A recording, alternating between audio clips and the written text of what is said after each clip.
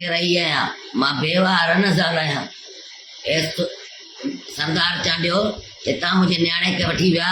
इनायत चांडीअ खे वठी विया हितां गाॾियूं भरे सुंदराणी ॾे विया आहिनि उते वञी चयो अथनि त असां लिखी था ॾियूं अबा मूंखां भुंग था घुरनि 30 लख मां किथां ॾींदमि हितां ASP DSP उहे मूंखे फ़ोनूं था कनि त तूं हिते मेड़ ईंदीअ कोर्ट ईंदीअ तोखे मारींदासीं हीअं कंदासीं हे मूंखे धमकियूं ॾेई रहिया आहिनि मुंहिंजे क़ौम जा हे सरदार न आहिनि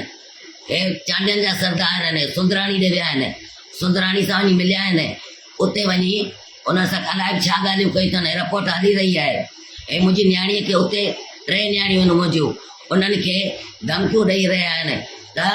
तव्हां जे बयानु ॾींदव त माना पाण आयूं आहियूं असांखे कंहिं खयो न आहे हे मूंखां भुंग घुरी रहिया आहिनि 3 लख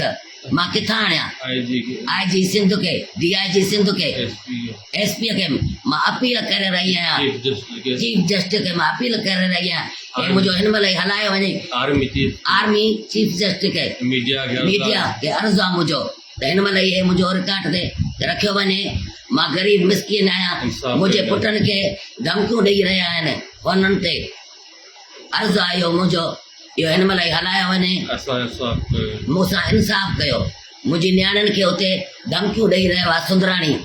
हे सरदार खान चांडियो हितां वियो आहे चए अथईंसि उते मिली आयो आहे चए थो छोकिरी असांखे न खपे हिते मारे छॾियो छोकिरियूं मुंहिंजूं मारींदा